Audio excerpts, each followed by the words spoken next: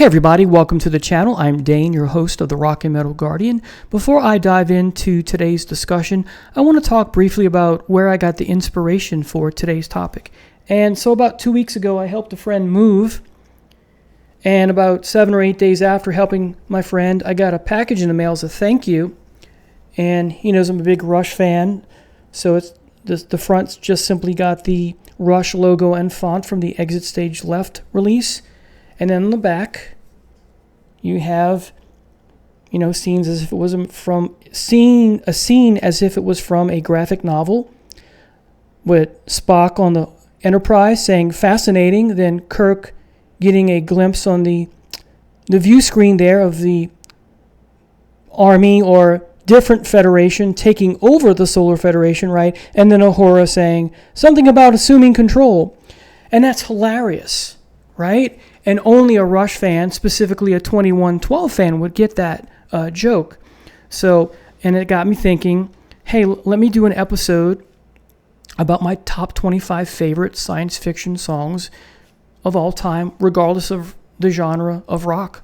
So let's go ahead and dive in now. Coming in at number 25 is Astronomy Domine by Pink Floyd, which is the opening track on their debut album. And this is a song about someone traveling through our solar system, observing some of the planets, specifically Neptune, Saturn, and Jupiter and their moons. Just a nice all-around psychedelic song. Number 24 is Frankenstein by the Edgar Winter Group.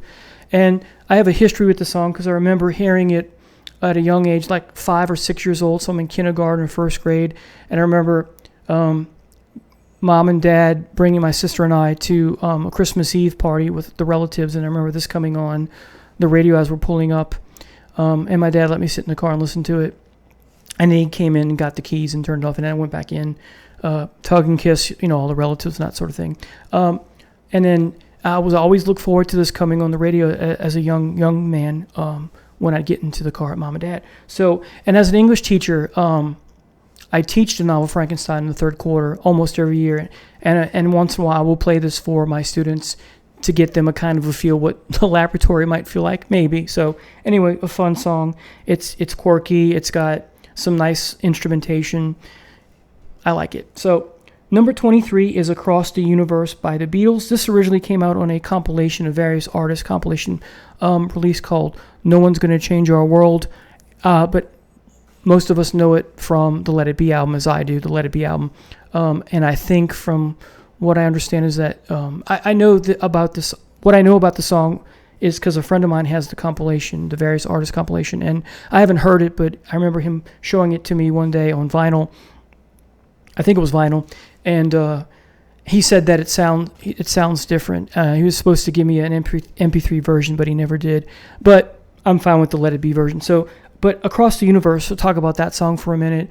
What a great melody, what great lyrics, and the vocals on that are just fabulous. Definitely my top 20 Beatles songs of all time.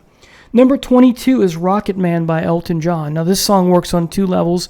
It's science fiction from the point of view that on one level is someone going into space as an astronaut and they missed their family, but it also could be, on another level, it's about someone dealing with addiction. And this is on the Honky Chateau album, which I think is an underrated Elton John release. Number 21, back to Pink Floyd, Set Controls for the Heart of the Sun by Pink Floyd, which is found on their sophomore effort, A Saucer Full of Secrets. Even the cover of that album has a science fiction look to it. And the title of that song, and the song comes from a novel called The Winds of Limbo, which is found on this omnibus called The Roads Between the Worlds. And briefly, this is volume 6 in what's called the Eternal Champion series by author Michael Moorcock, about a character who cannot die, who, like Doctor Who, has multiple incarnations. So he's from different person to different person. One incarnation he's an elf, another incarnation he's a man in a different century, all kind of great stuff. And so in the novel somewhere, I haven't read this in many years, but I want to reread it at some point, but somewhere in that part of the novel, a character says, set the controls for the Heart of the Sun because they're going to sabotage the ship and destroy it. So there you have it, number 21, Set Controls for the Heart of the Sun by Pink Floyd. Number 20 is Iron Man on the Paranoid album. Great song about a person who, ironically, kills the people he once saved. So essentially what we have here is someone who gets superpowers from a magnetic field when he tries to come back, and no one will believe him, so he kills them in anger.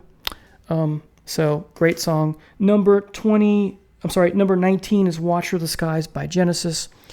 The Peter Gabriel era. This is the Foxtrot album it appears on. There are great live versions, and this is a song that they would often, even when Phil Collins was fronting the band, they would often begin their set list with this song. And this song was the lyrics were written by Mike Rutherford, and it's from the viewpoint of an alien. It's from the viewpoint of an alien observing the Earth from up above that's been destitute. It's been there's been some apocalypse, and it's void of human life. So, great song. Number 18, back to Pink Floyd again, Interstellar Overdrive on the debut. A great instrumental. It's quirky. It's got some interesting tuning. It's an epic track. It's just an instrumental, and it's fabulous. One of my favorite Syd Barrett era songs of all time, despite the fact that there are no lyrics. Number 17, Caught Somewhere in Time by Iron Maiden. This was not an album I liked much, except for Wasted Years when it first came out, and then about a year or two later, I really warmed up to this. This is, I believe, a must-own album now, and this album is really great from start to finish. And I love the album cover. It's got that Blade Runner / Terminator feel to it, and of course on the back you have the boys here, ready to get back because they're lost. They're caught somewhere in time, right? So there you have it with respect to Iron Maiden. Number 16 is Space Truckin' by Deep Purple, similar to Astronomy Domine in the sense that they're traveling through space, but the difference here is that this has a more party atmosphere, and well, not a party song per se. It has a party, fun-like atmosphere in the tone in which that it is sung, and we got some nice vocals from Ian Gillan, as always. Let's see. Number 15 is Space Station Number 5 by Montrose on the first debut Montrose album, simply called Montrose. And, of course, it begins with that someone's fiddling with a knob in the space station, and then you get the intro and the heavy guitars and all that. Just a great song from Ronnie Montrose and Sammy Hagar in the band. Number 14 is Black Blade by Blue Oyster Cult. And I like the live version better than the studio track on Cultosaurus Erectus. I like that version, but this is my favorite version. And now we're back to the Eternal Champion character again. And that song, Black Blade, is about a specific incarnation of the Eternal Champion known as Elric of Melniboné, a albino elf. And that sword that he's holding in this picture is a vampire in a way, because when he kills you with the sword, not only does it take your life, it takes your soul, and the soul goes into the sword.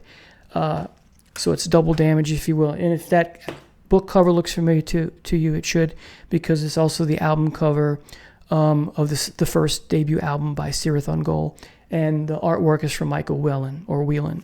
Great artist. He is my second favorite after Roger Dean as far as album artwork goes. So that was Black Blade, a reference to Elric's sword.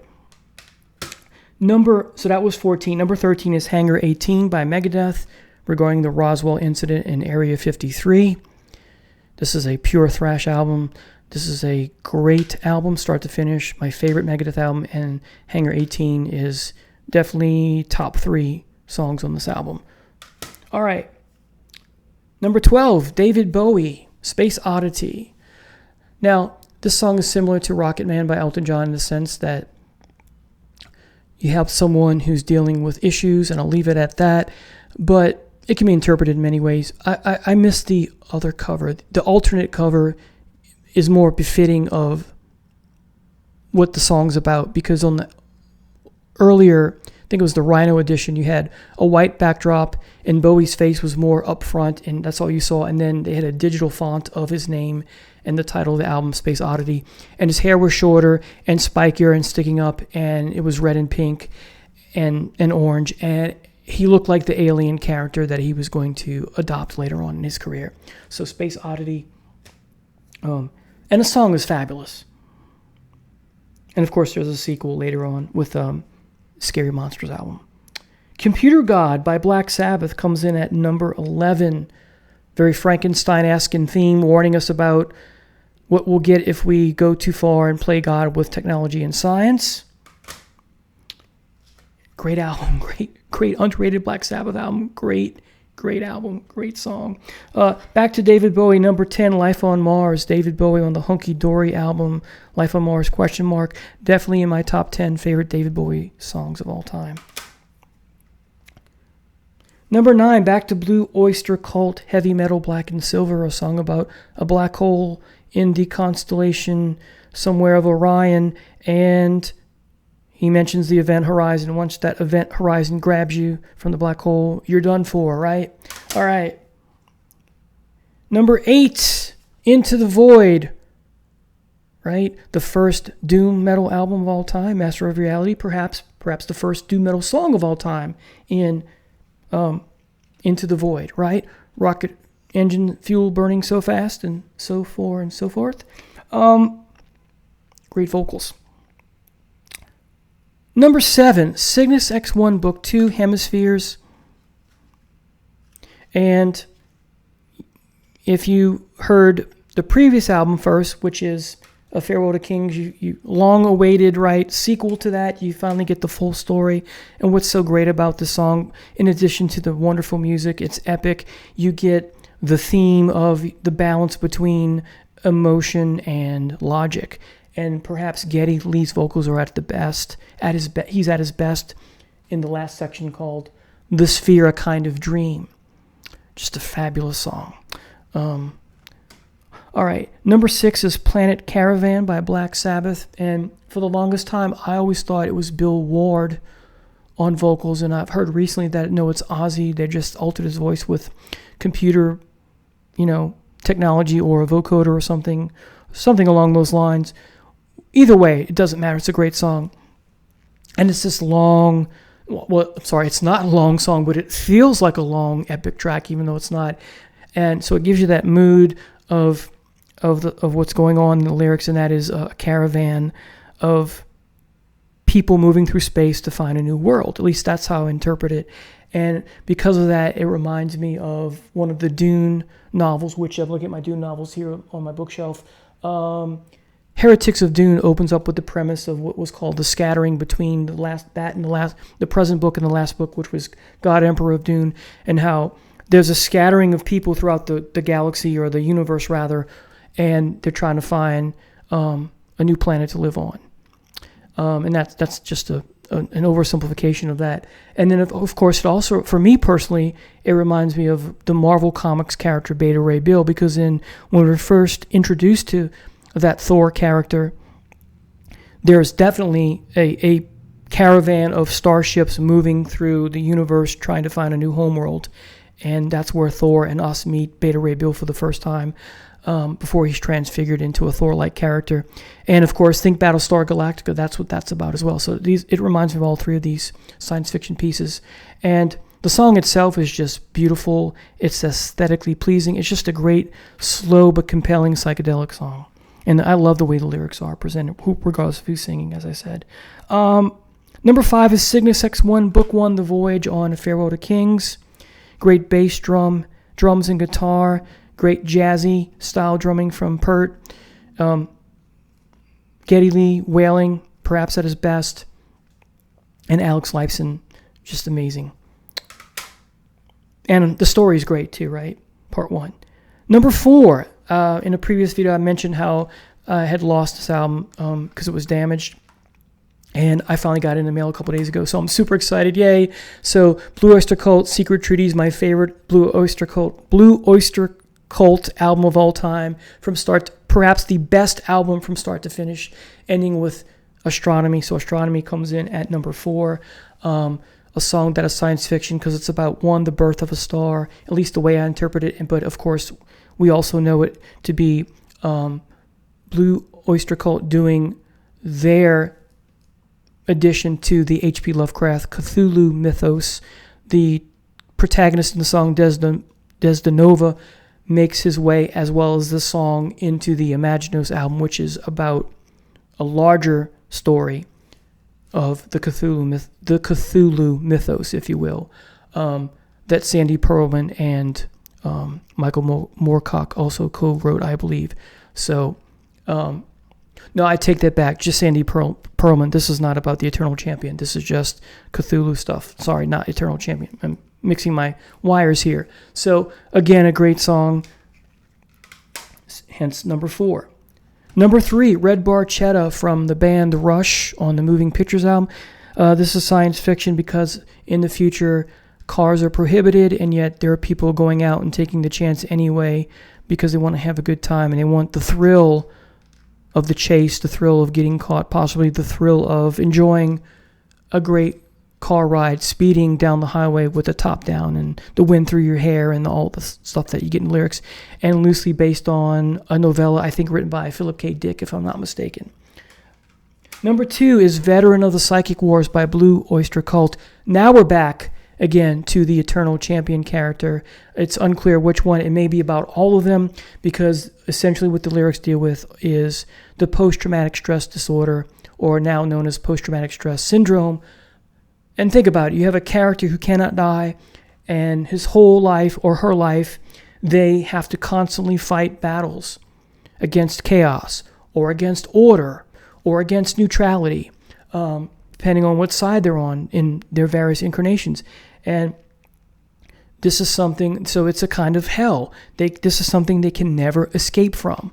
So that Hemingway, I can't escape history. It's a nightmare from which I can never escape kind of thing, if you're familiar with Hemingway. And so, and some of the lyrics, that's a great moment, whether live or not, where Eric Bloom sings, "Did I hear someone say that this is victory?"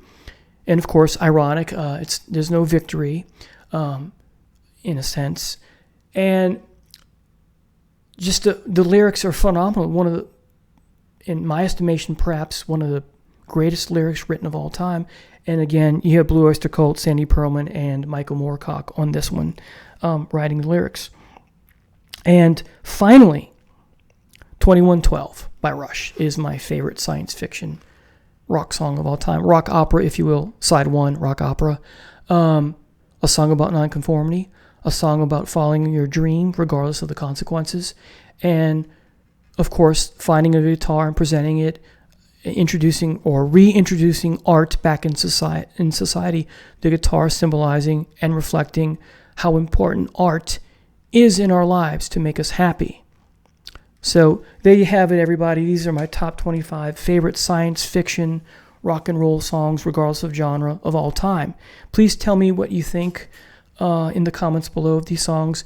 Go ahead and create your own list if you would like in the comments below. I promise I'll read them, and I promise I will reply back. Thanks so much for watching, and don't forget to click the like button and the subscribe button as well to keep the channel growing. Thank you so much for watching. Have a great day. Take care.